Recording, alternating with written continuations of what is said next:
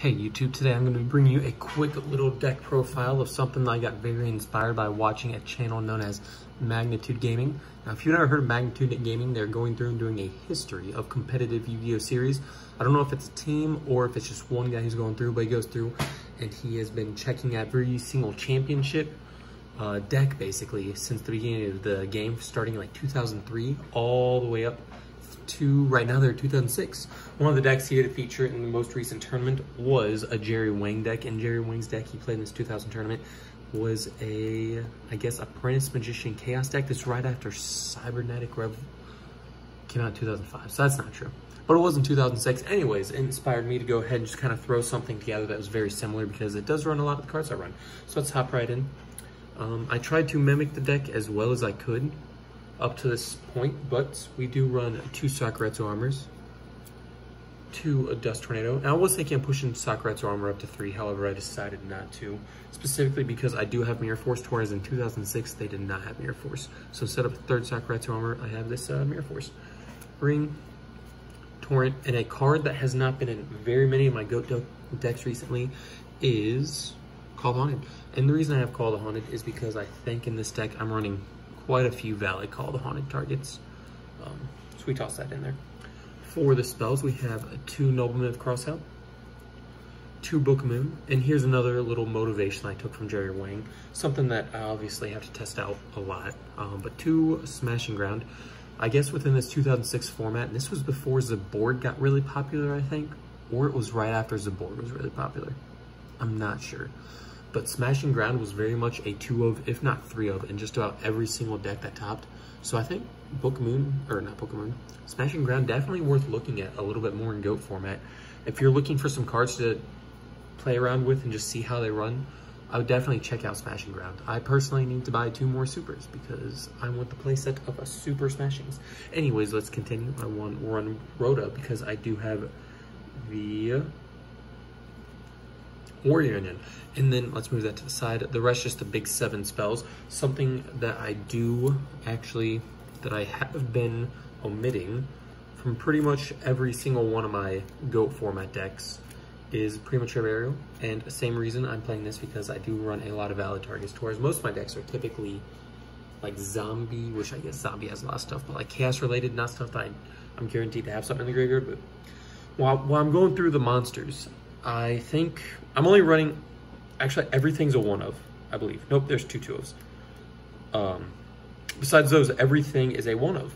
However, I think it's going to be better to organize it by engines. So the first 2 ofs, I'm running 2 Spirit Reapers. Jerry Wang ran 3.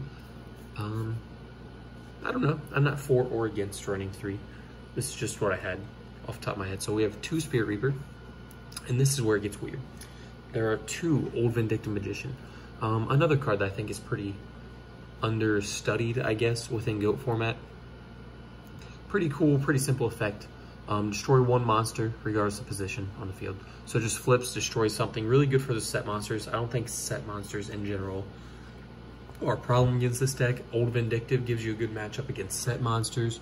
Warrior decks, minus Mystic Swordsman and Blade Knight.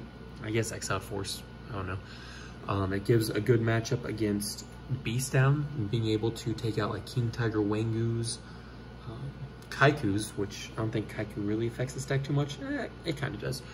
It hits a lot of cards that otherwise would typically be troublesome, I suppose, for a lot of GOAT format decks.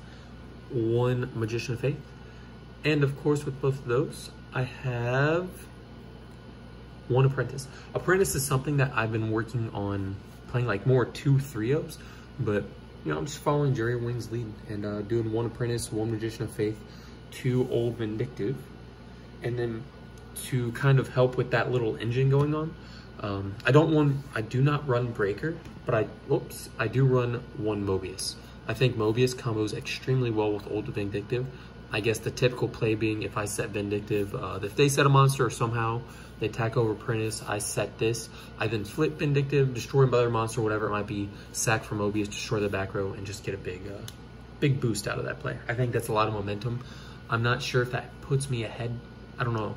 Does that put me ahead 2 cards, I think? They would lose 3. I would lose just Old Vindictive, assuming everything played out very well. So that put me at 2 cards. And then I do run an Air Knight. So I don't run Breaker because I do have MST, Heavy Storm, 2 Dust Tornadoes, and Mobius. I think with the Dust Tornadoes are definitely, they're needed for Breaker, for Air Knight, and then I also run Call the Haunted and Premature Burial. Definitely helps with the Air Knight and that. Moving on, I have 1 Mystic Tomato. It has everything, so the 2 Reapers, Old Vindictive, the Apprentice Magician as search targets, as well as Sangan, Donzalug also being a roto target, and I guess realistically, Dekoichi. Also, Super Dekoichis from Speed Duel. These are about $30. I don't know why. Y'all are crazy in Yu-Gi-Oh! And then for roto targets, additional on top of just the Donzalug, I run for a light also Blade Knight, Exiled Force for just general great card. The BLS, which I think 4 targets, 1, 2 of them, or maybe it's only 3 targets. Yeah, it's only 3 actually, but 2 of them being searchable. I think BLS can fit well enough. And then 1 Serpent, which I think Serpent could realistically come out to be maybe another Blade Knight, maybe an Azure Priest. I don't really have a reason for it other than Graceful Charity, or I guess like a discard deterrent. And then just like Jerry Wangs, I have Strike Ninja. So something I was thinking about was also throwing in a Dimension Fusion. However, I don't think my targets will be very good for that.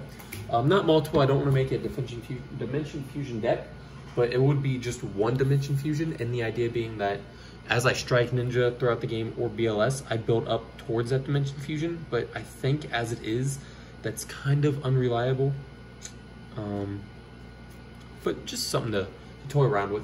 So let me know what you guys think. I do like Strike Ninja. It's definitely one of my more favorite cards, but I think the Strike Ninja Old Vindictive with like Tomatoes and Apprentice Magician definitely adds a little flair to whatever otherwise has become kind of a flairless format for me.